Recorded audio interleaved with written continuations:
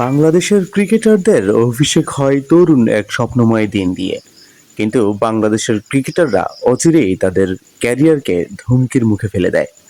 যার দরুন ইতিমধ্যেই আপনারা স্ক্রিনে দেখতে পাচ্ছেন সাইফুদ্দিন।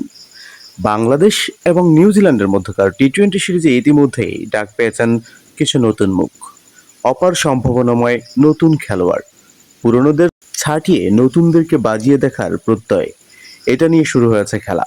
তারই মধ্যে খুবই একটা দূর সংবাদ হিসেবে জায়গা করে নিয়েছে সাইফুদ্দিন।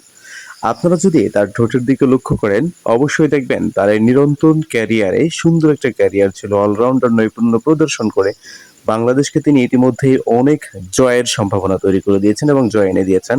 এছাড়াও পারভেজ হোসেন ইমন তরুণ উদীয়মান খেলোয়াড়। আপনারা ইতিমধ্যেই দেখছেন, কিন্তু তাদের ঠোঁটের দিকে একটু লক্ষ্য করবেন, তারা কিন্তু খুব বাজেভাবে তাদের ঠোঁটটাকে নষ্ট করে ফেলেছে। ইতিমধ্যে এটা নিয়ে খুব শোরগোল তৈরি হয়েছে এবং শুরু হয়েছে এটার শেষ কোথায়।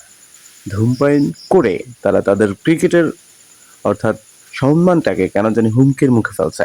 তাদের নিজেদের ক্যারিয়ার যেহেতু এক পাশে শেষ হয়ে যাচ্ছে, অন্যদিকে বাংলাদেশের অপার সম্ভাবনা নিয়ে জন্মগ্রহণ করা এবং ট্যালেন্ট নিয়ে কিন্তু ইতিমধ্যে ইন্টারন্যাশনাল সার্কিটে পার্টিসিপেট করা, সেটা থেকে হারিয়ে যাচ্ছে দিনে দিনে। তারই মধ্যে আরও একটি নাম আছে সাইফ হাসান। এছাড়াও ইতিমধ্যেই সব থেকে বেশি ধূমপান করে থাকেন নুরুল হাসান সোহান।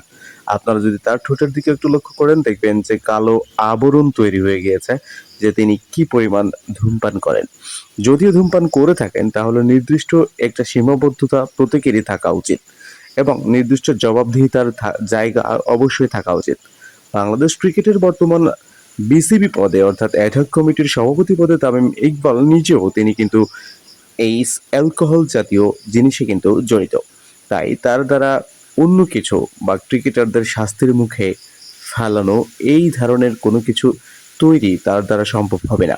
তাই তাকেও এই বিষয়টি ত্যাগ করতে হবে এবং বাংলাদেশ ক্রিকেটের সাথে সংশ্লিষ্ট যারা ক্রিকেট খেলে থাকেন, বিশেষ করে প্লেয়ার যারা আছে, তারা যাতে করে ধূমপানটা ছেড়ে দেয়, অন্য কিছুতেই আসক্ত হোক, কিন্তু তাদের জীবনটাকে এভাবে হুমকির মুখে অথবা তাদের সুন্দর ক্যারিয়ারটাকে এভাবে হুমকির মুখে ফেলা কখনোই কাম্য নয়। অবশ্যই এটা বাংলাদেশ ক্রিকেটের জন্য এক বিভীষিকাময় নির্ঘুম রাতের মতো করে।